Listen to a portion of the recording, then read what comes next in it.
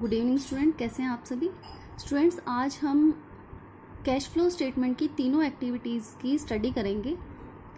तो सबसे पहले हमारे पास है ऑपरेटिंग एक्टिविटी। ठीक है students, always remember operating activity जो होती है हमारे पास वो किससे रिलेटेड होती है, जो हमारे डेली के ऑपरेशंस होते हैं। ठीक है, और डेली में हम क्या काम करते हैं, सेल्स करते हैं, परचेज करते हैं, कोई हमारे पास बीआर दे के जाता है, किसी को बीपी देते हैं। ठीक है, उसके बाद में जो फीस है, कमीशन है, या हम टैक्स पे करते हैं, या कैश परचेज होती है, कैश परचेज होती है, या हम पेमेंट कर रहे हैं किसी की किस पीरियड में, शॉर्ट टर्म पीरियड में। ठीक है, वेजेस की पेमेंट करते हैं या टैक्स की पेमेंट करते हैं। ठीक है, तो ये क्या है, हमारे पास ऑपरेटिंग एक्टिविटी है। ऑपरेटिंग एक्टिविटी का मतलब क्या है कि हमारा जो बिजनेस है उसको चलाने के लिए जो एक्सपेंसेस हम डेली में कर रहे हैं और जो इनकम हो रही है हमारी, वो कहाँ से हो रही है, सेल्स से।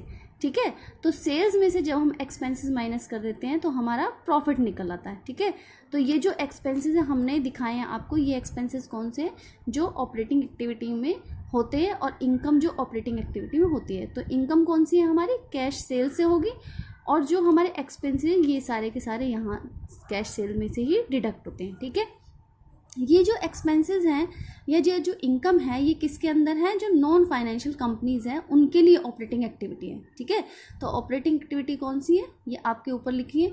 फाइनेंशियल कंपनीज के अंदर ऑपरेटिंग एक्टिविटी क्या होती है, यहाँ पे इनफ्लो होता है जब इंटरेस्ट और डिविडेंड मिलता है, और सेल ऑफ सिक्योरिटीज होती है। ठीक है, और आउटफ्लो कहाँ से मिलता है, आउटफ्लो कैसे होता है, जब हम इंटरेस्ट की पेमेंट करते हैं या फिर हम सिक्योरिटीज को परचेज करते हैं। ठीक है, नेक्स्ट देखिए स्टूडेंट्स, इन्वेस्टिंग एक्टिविटीज में क्या चीज़ होती है, इन्वेस्टिंग एक्टिविटी फिक्स एसेट से रिलेटेड होती है। तो यहाँ पे सेल ऑफ जो इनफ्लो होता है वो सेल ऑफ फिक्स एसेट से होता है, सेल ऑफ इन्वेस्टमेंट से होता है। इन्वेस्टमेंट जहाँ पर फिक्स एसेट होंगी या जहाँ पर इन्वेस्टमेंट होंगी, इससे रिलेटेड मिलने वाली जो इनकम है वो भी यहीं पे आएगी। जैसे कि जब हम इन्वेस्टमेंट की सेल कर रहे हैं तो इंटरेस्ट रिसीव्ड जो है वो भी यहीं पे आएगा। अगर इन्वेस्टमेंट यहाँ पे है तो इंटरेस्ट रिसीव्ड भी यहीं पे। ठीक है, और डिविडेंड रिसीव्ड भी यहाँ पे ही है। अगर हमने किसी बिल्डिंग के अंदर हमने इन्वेस्ट किया है तो उससे मिलने वाला रेंट भी क्या है, यहीं पर आएगा। और इसके आउटफ्लो कैसे होता है, जब हम फिक्स एसेट को परचेज करते हैं या इन्वेस्टमेंट को परचेज करते हैं या कोई टैक्स देते हैं जो कि इन्वेस्टमेंट या फिर फिक्स एसेट या फिर किसी भी एसेट से रिलेटेड है। ठीक है, और रिमेंबर यहाँ पर फिक्स एसेट आएंगे। ठीक है, लॉन्ग टर्म की बात होगी, लॉन्ग टर्म इन्वेस्टमेंट की और लॉन्ग टर्म एसेट्स की। ठीक है, next financing activity. Financing activity का मतलब है कि फाइनेंस से रिलेटेड एक्टिविटीज है। हमें पता है कि हम दो तरीके से फाइनेंस अरेंज करते हैं, एक बोरोड और एक ऑनर्स फंड। ठीक है, तो यहाँ पर ऑनर और बोरोड फंड दोनों की बात होगी। इशू ऑफ शेयर जो है हमारे ऑनर्स फंड है, इशू शेयर करने से जो पैसा आता है, और डिबेंचर्स इशू करने से जो पैसा आता है, लॉन्ग टर्म लोन्स जब हम लेते हैं तो पैसा आता है, और इंक्रीज इन बैंक ओवरड्राफ्ट होता है तो पैसा आता है। ठीक है, और पेमेंट कहाँ कहाँ पर होती है, पेमेंट जब हम लोन लेंगे तो उसकी पेमेंट भी करेंगे। ठीक है ना, तो पेमेंट ऑफ लोन होगा। उसके बाद में हम इक्विटी शेयर्स की पेमेंट हम कब करते हैं, जब हमारी लाइफ खत्म हो जाती है कंपनी की, लेकिन हम प्रेफरेंस की तो रिडेम्पशन करेंगे, तो रिडेम्पशन ऑफ डिबेंचर भी होगा, बाय बैक ऑफ शेयर भी होगा, और इन शेयर्स को इशू करने में जो हम इनको रिटर्न दे रहे हैं वो भी यहीं पर ही आएगी, यानी कि पेमेंट ऑफ डिविडेंड। ठीक है, और डिबेंचर से रिलेटेड जो इंटरेस्ट है वो भी यहीं पे आएगा, यानी पेमेंट ऑफ इंटरेस्ट, और जो बैंक ओवरड्राफ्ट का डिक्रीज बैलेंस है वो ओवरड्राफ्ट।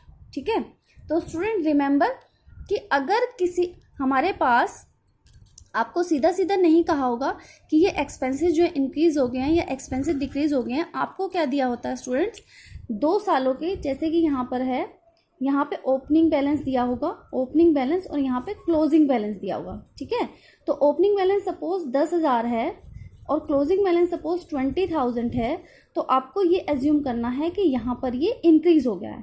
ठीक है, अब इंक्रीज हो गया है तो ये सपोज यहाँ पर ये एसेट्स की बात अगर हम करते हैं, एसेट्स की बात। ठीक है, यहाँ पे सपोज कैश करंट एसेट्स है। ठीक है, स्टॉक को ले लेते हैं हम, स्टॉक है, तो हम ये मानेंगे कि 10 से जो स्टॉक है वो 20 हो गया। इसका मतलब है 10,000 का जो स्टॉक है वो हमने बढ़ा लिया है, ठीक है, परचेज और हमारे कैश का आउटफ्लो हो रहा है, ठीक है।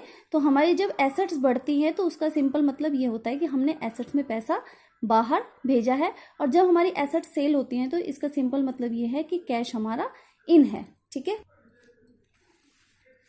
देखिए स्टूडेंट, ये हमारा फॉर्मेट है कैश फ्लो स्टेटमेंट का, ठीक है। यहाँ पर हमारे पास रुपीज़ होता है, यहाँ पर भी रुपीज़ होता है, यहाँ पे हम डिटेल अमाउंट लिखते हैं और यहाँ पे हम नेट इफेक्ट दिखाते हैं, ठीक है। ये हमारे पास पर्टिकुलर का कॉलम है, यहाँ पे स्पेस नहीं रहा है, पर्टिकुलर का कॉलम है, ठीक है।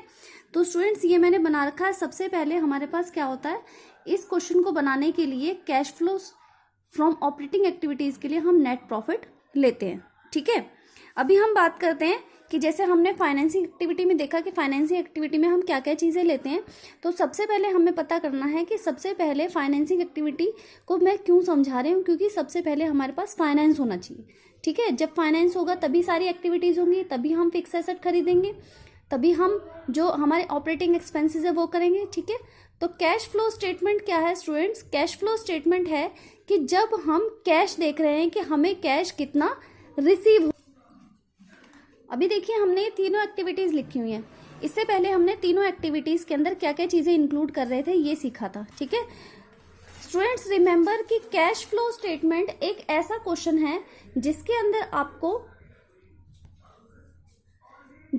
आपको पहले से ही आंसर गिवन होता है, ठीक है। आंसर कैसे गिवन होता है? आपको बैलेंस शीट के अंदर पहले से ही बताया होता है कि कैश का ओपनिंग बैलेंस है या फिर कैश का क्लोजिंग बैलेंस है, ठीक है। तो कैश का क्लोजिंग बैलेंस और ओपनिंग बैलेंस अगर आपको गिवन होते हैं तो इनके बीच के डिफरेंस का मतलब है कि कैश इतना इंक्रीज हुआ है, ठीक है। तो हमें यहाँ पर यही दिखाना है कि कैश इंक्रीज हुआ है हमारा या डिक्रीज हुआ है। तो आपको बैलेंस शीट से देख के भी ये चीज़ें पता चल जाती हैं। तो यहाँ पर हमें आंसर गिवन होता है। तो अगर हमें आंसर गिवन है तो हमें इस क्वेश्चन को करवाने की क्या ज़रूरत है? इस क्वेश्चन के अंदर हम ये बताते हैं कि जो कैश इंक्रीज हुआ है या कैश डिक्रीज हुआ है ये कैसे हुआ है, ठीक है। यानी कि क्या प्रॉफिट जो हमारा लॉस हुआ था फिक्स एसेट पे, या हमारा गेन हुआ था फिक्स एसेट पे, या फिर डेप्रिसिएशन था, या फिर हमने परचेज किया था एसेट्स का या सेल किया था एसेट्स का, या हमें इंटरेस्ट रिसीव्ड हुआ था, या फिर हमने शेयर इशू किए थे, या हमने डिबेंचर इशू किए थे, या हमने प्रेफरेंस की पेमेंट करी थी, या फिर हमने डिबेंचर्स की पेमेंट करी थी। तो जब हम ये ABC तीनों एक्टिविटीज़ को ऐड कर लेते हैं, ठीक है, तो हमारे पास क्या निकल जाता है? नेट कैश इंक्रीज और डिक्रीज, ठीक है। तो अभी आपको ये चीज़ें पता चल गई कि यहाँ पे क्या होंगे। सबसे पहले हम फाइनेंसिंग एक्टिविटी डिस्कस कर लेते हैं दोबारा से। फाइनेंसिंग एक्टिविटी में क्या क्या दिखाएंगे हम? इशू, दोनों चीज़ें मैं साथ में लिख देती हूँ, इशू रिडेम्पशन ऑफ शेयर्स, ठीक है। इशू ऑफ शेयर्स और रिडेम्पशन ऑफ शेयर, और रिडेम्पशन क्या होगा? प्रेफरेंस ओनली, ठीक है। डिबेंचर का इशू दिखाएंगे और डिबेंचर का रिडेम्पशन दिखाएंगे, ठीक है। जब इशू दिखाएंगे तो हम पॉजिटिव कैश लेंगे, जब रिडेम्पशन दिखाएंगे तो हम कैश को माइनस में दिखाएंगे क्योंकि कैश बाहर चला जाएगा, ठीक है। अब नेक्स्ट, लोन टेकन, लोन लिया है हमने, ठीक है, और loan repay, is it students? उसके बाद में इन तीनों से रिलेटेड इंटरेस्ट और डिविडेंड, ठीक है। अभी इंटरेस्ट और डिविडेंड के बारे में फर्दर और भी है समझने वाला, लेकिन अभी मैं यही समझाऊंगी, ठीक है। तो ये एक्टिविटी आई होप आपको समझ में आ गई होगी। नेक्स्ट हमारे पास हमने कहा था फाइनेंसिंग इन्वेस्टिंग एक्टिविटी। अब हमारे पास फाइनेंस अरेंज हो गया है, हमने फाइनेंस ले लिया है। अब फाइनेंस से हमने क्या खरीदा है? फिक्स एसेट खरीदी होगी, परचेज ऑफ फिक्स्ड एसेट। यहाँ पे हम फिक्स एसेट की बात करेंगे सिर्फ, ठीक है। उसके बाद में कुछ एसेट्स जो हम यूज करते करते हमारी ऑब्सोल्यूट हो गए या बेकार हो गए, उनकी सेल भी कर देंगे। सेल ऑफ फिक्स एसेट, हमने इन्वेस्टमेंट में पैसा लगाया। रिमेंबर इन्वेस्टमेंट जो है वो क्या है? लॉन्ग टर्म, ठीक है, लॉन्ग टर्म इन्वेस्टमेंट है। और इन्वेस्टमेंट से रिलेटेड इंटरेस्ट भी यहीं पर ही आएगा, इंटरेस्ट रिसीव्ड, ठीक है। नेक्स्ट जो है हमारे पास, अगर हमने इन्वेस्टमेंट शेयर्स में की है, क्योंकि इन्वेस्टमेंट तो हम कहीं भी कर सकते हैं, तो इससे रिलेटेड जो डिविडेंड है वो भी रिसीव्ड यहीं पर ही आएगा, ठीक है। यानी कि जिस चीज में हम इन्वेस्ट करें उससे रिलेटेड इनकम और उससे रिलेटेड खर्चा एक ही जगह पर आता है, ठीक है। उसके बाद में अगर हमने बिल्डिंग या किसी और चीज में इन्वेस्ट किया है तो उस और बिल्डिंग का रेंट हमें मिलने लगा है तो रेंट रिसीव्ड भी यहीं पर आएगा। अब स्टूडेंट्स फाइनेंस से रिलेटेड एक्टिविटीज यहाँ पर आ गई हैं, ठीक है, और इन्वेस्टिंग से रिलेटेड एक्टिविटीज यहाँ पे आ गई है। व्हाट लेफ्ट, अब क्या बचा है कि हम वर्क शुरू कर रहे हैं अपने बिजनेस के अंदर, ठीक है। और जब वर्क शुरू करते हैं तो क्या होता है, मैन्युफैक्चरिंग होती है, मैन्युफैक्चरिंग के खर्चे भी होते हैं, वेजेस, सैलरी, एडमिनिस्ट्रेशन एक्सपेंसेस, ये सभी एक्सपेंसेस जब हो जाते हैं तो उनको हम कौन सी इनकम में से लेस करते हैं, सेल्स में से, ठीक है। ये हमारा इनडायरेक्ट मेथड है। तो इनडायरेक्ट मेथड के अंदर सबसे पहले हम क्या लेते हैं, हम नीचे से शुरू करते हैं। नीचे से शुरू का मतलब क्या है, मैं आपको छोटा सा यहाँ पे समझा देती हूँ। जैसा कि हमारा ये छोटा सा प्रॉफिट है, ट्रेडिंग प्रॉफिट एंड लॉस है, ठीक है। तो ट्रेडिंग प्रॉफिट एंड लॉस में से हमारा जीपी निकलता है। सेल्स में से जब हम कॉस्ट ऑफ गुड्स सोल्ड निकाल देते हैं तो जीपी निकलेगा। इस जीपी को हम यहाँ पे ट्रांसफर कर देंगे। फिर हम क्या करेंगे, जितने भी सेलिंग एंड एडमिनिस्ट्रेटिव एक्सपेंसेस है वो सारे माइनस कर देंगे, नेट प्रॉफिट आ जाएगा, ठीक है। तो इनडायरेक्ट मेथड में पहले हम नेट प्रॉफिट लेते हैं और उसके बाद में जो भी इसके नॉन ऑपरेटिंग या नॉन कैश एक्सपेंसेस वगैरह हैं उन्हें हम एड बैक कर लेते हैं, ठीक है, या फिर हमारे नॉन ऑपरेटिंग इनकम है उन्हें लेस कर देते हैं, ठीक है। तो नेट प्रॉफिट के अंदर क्या होगा, नेट प्रॉफिट में स्टूडेंट्स आप सबसे पहले नेट प्रॉफिट लेंगे, उसके बाद में इसमें नॉन कैश और नॉन ऑपरेटिंग ऐड करेंगे, ठीक है, नॉन ऑपरेटिंग और नॉन कैश। तो नॉन कैश क्या होगा, देखो कैश ट्रांजैक्शन बहुत सारी हैं, wages paid, salary paid, expenses, office expenses paid, package expenses paid, numerous. लेकिन नॉन कैश जो है कुछ ही है, जैसे कि डेप्रिसिएशन, ठीक है, जैसे कि प्रीलिमिनरी एक्सपेंसेस। प्रीलिमिनरी एक्सपेंसेस जो होते हैं स्टूडेंट, मैं बता देती हूँ आपको प्रीलिमिनरी एक्सपेंसेस कौन से होते हैं। प्रीलिमिनरी एक्सपेंसेस होते हैं जो एक्सपेंसेस हम जब कंपनी स्टार्ट करते हैं उस टाइम पे उसके डॉक्यूमेंटेशन में या फिर उसके कोई भी पेपर प्रिपेयर करने होते हैं उनमें हम बनवाते हैं। वो खर्चा हो चुका है, वो खर्चा अब नहीं होगा, ठीक है, अब नहीं हुआ है। बस जो वो खर्चा लार्ज स्केल पे हुआ था उस खर्चे को हम हर साल अपने P&L में दिखाते हैं। लेकिन ऐसा नहीं है कि वो खर्चा अभी इस साल ही हमने कैश में पे किया है।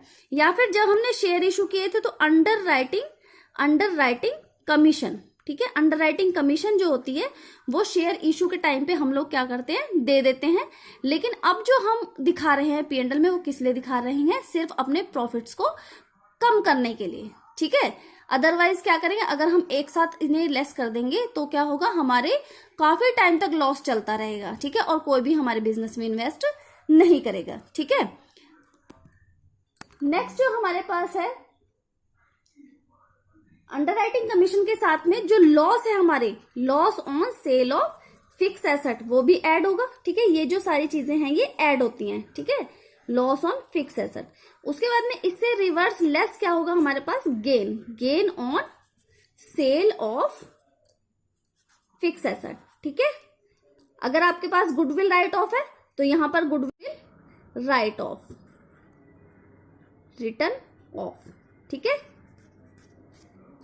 तो स्टूडेंट इससे रिलेटेड बाकी हम देखेंगे।